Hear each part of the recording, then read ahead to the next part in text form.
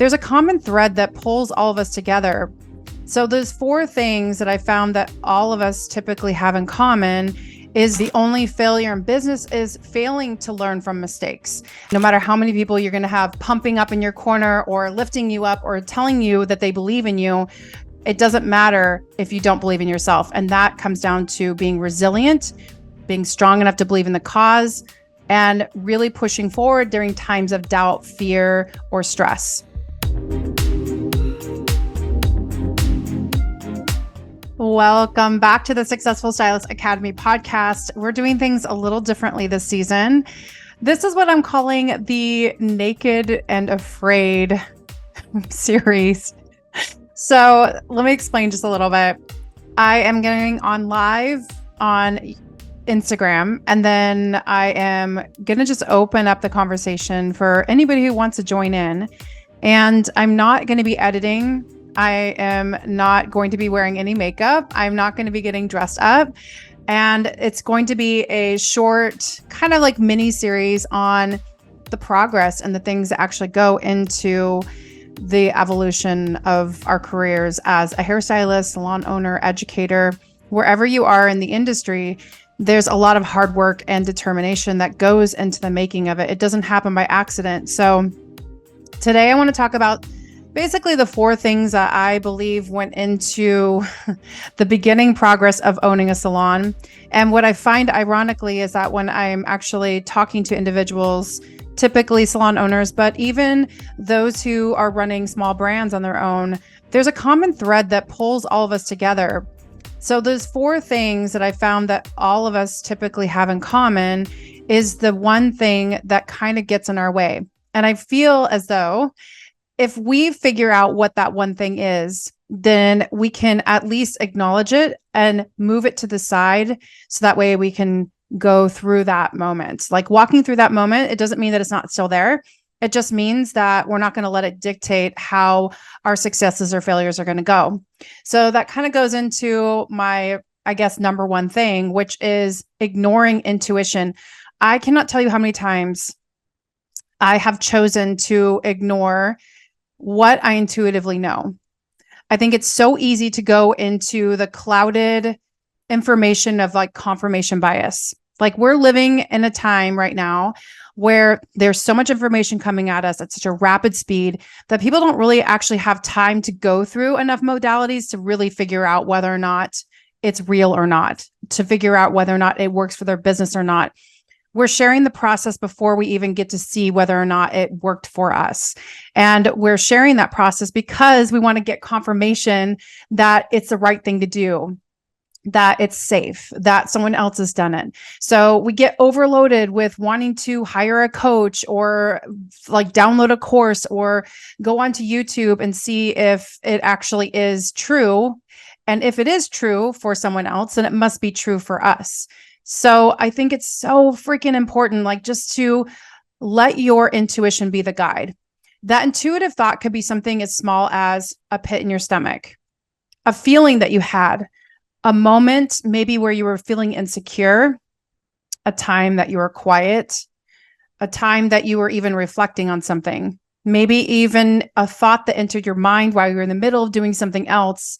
And then you shrugged it off like, no, that's not the case. That's not what's happening right now. And usually it's in hindsight that you actually realize like, shit, I was right. Like I knew it. I knew better, or I had a feeling. And so I want to wake that up. Like that's something that for me, I feel like if I can tap into my intuitiveness more, I feel like all of us have the capacity to do it. I think it's just that most of us don't want to listen to it because fear kind of puts itself in our way. And I guess that's probably my next point. Like fear of failure is such a strong thing that can get in our way. And when I talk to most business owners, not even just hairstylists or salon owners for that matter, but just people who run a business themselves, that fear of failure can be so real because what happens is that there is like, think about it this way. We cannot learn from something unless we have tried it, tested it, tweaked it, and then done it again. And then when we do it on repeat, then we feel like we're more prepared to do it. How many times do we hear from people who have opened up multiple businesses and they always say, oh, you should see my first business or my second business, like it was a complete failure. But it wasn't a failure. We learned from it. So I think that's why so many entrepreneurs right now are really getting into the headspace of talking about failing forward or learning through those fears or failing fast. So what I looked this up actually, and I was like, okay, this is a really cool saying. I really liked it. So I'm not going to butcher it. The only failure in business is failing to learn from mistakes.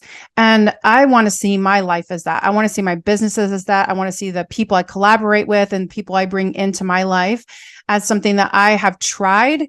And even if I failed, meaning I didn't hit my expectation, which that's a whole different thing, then at least I did it. At least I went for it. At least I learned.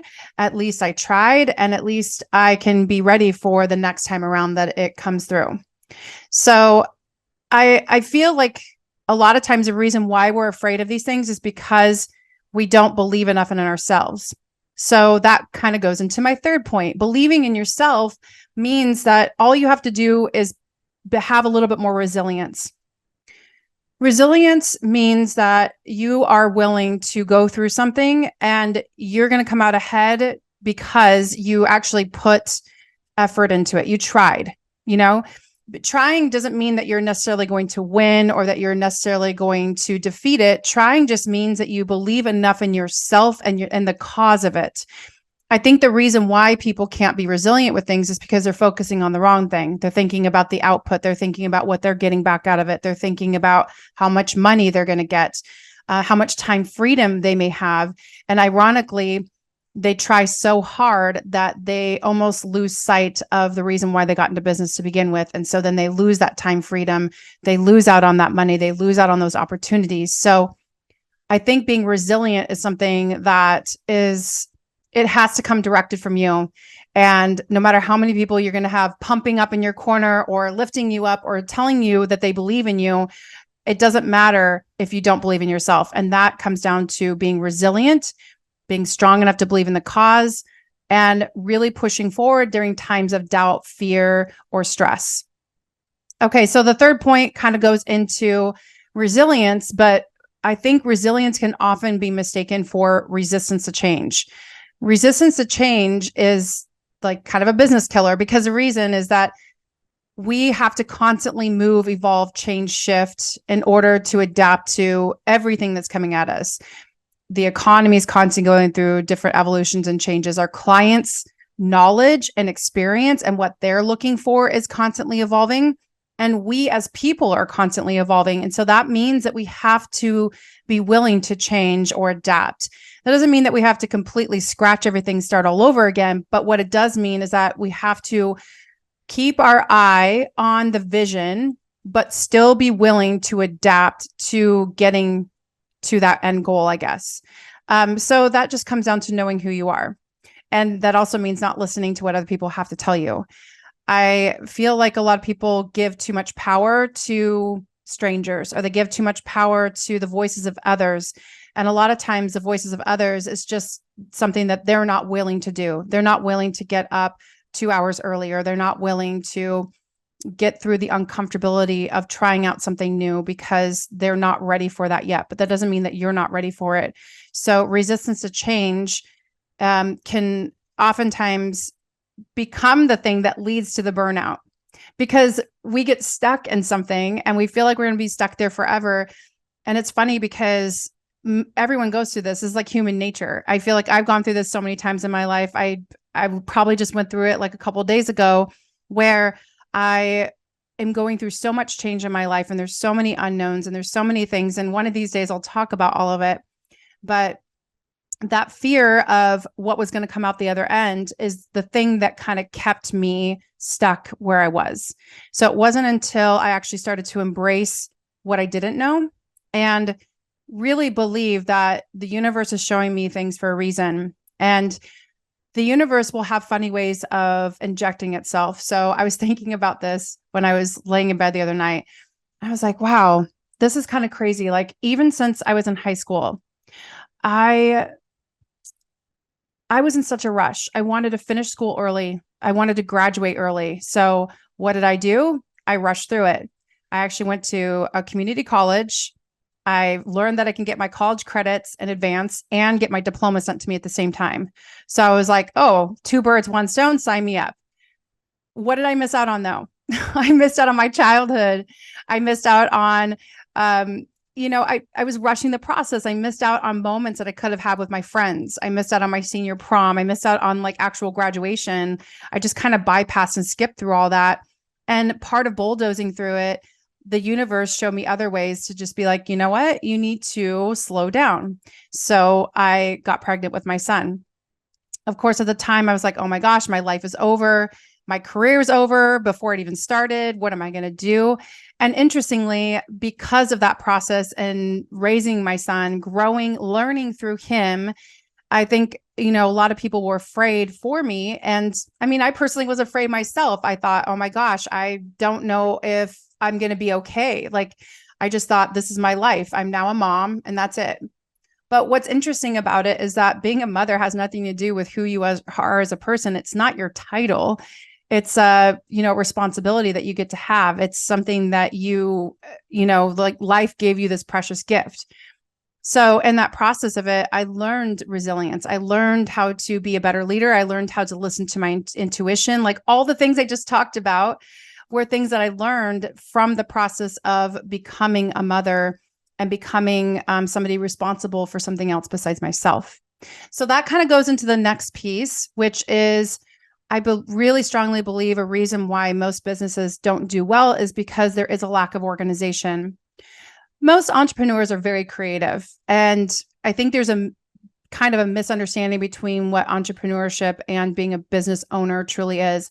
An entrepreneur comes up with really great, innovative, creative ideas, but a business owner has to remain in the business and they have to be realistic to time constraints and even just being consistent, because you have to think of the bottom line. How do you make things healthy? How do you have a business that people can come back to and be taken care of?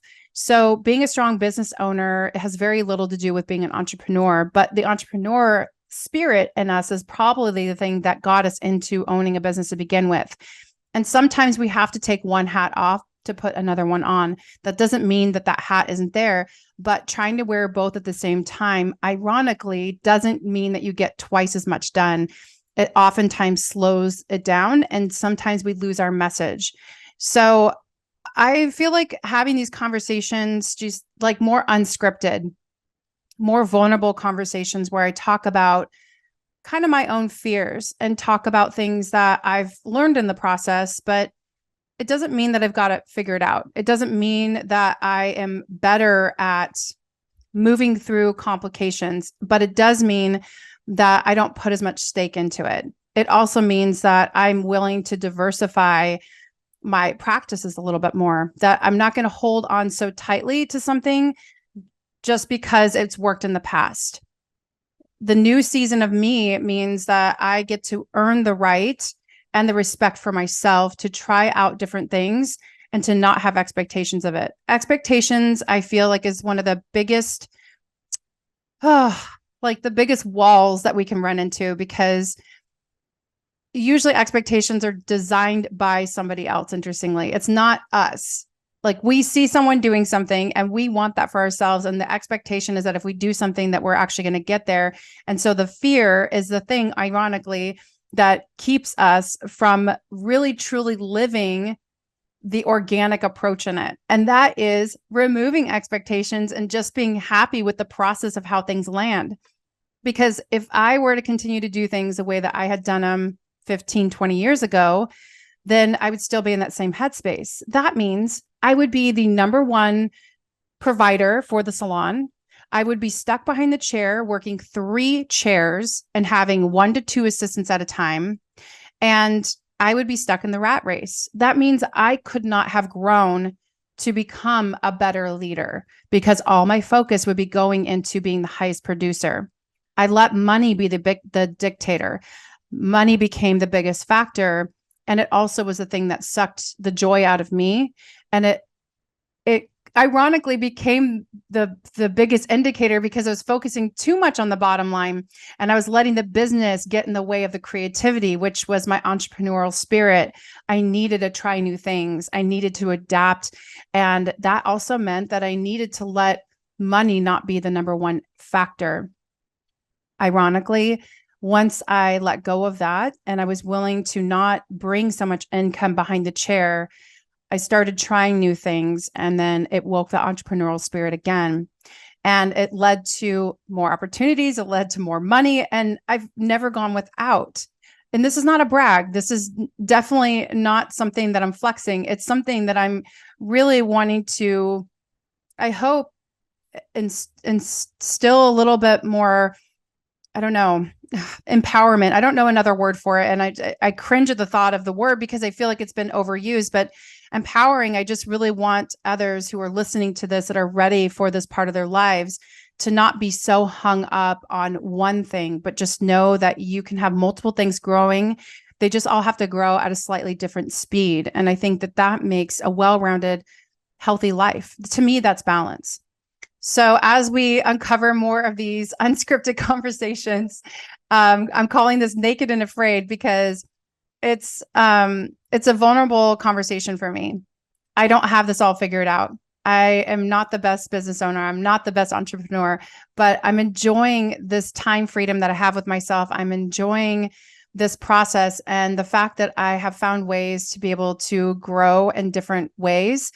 Has led to me feeling really closely connected to all the different businesses that I'm a part of. And I feel honored.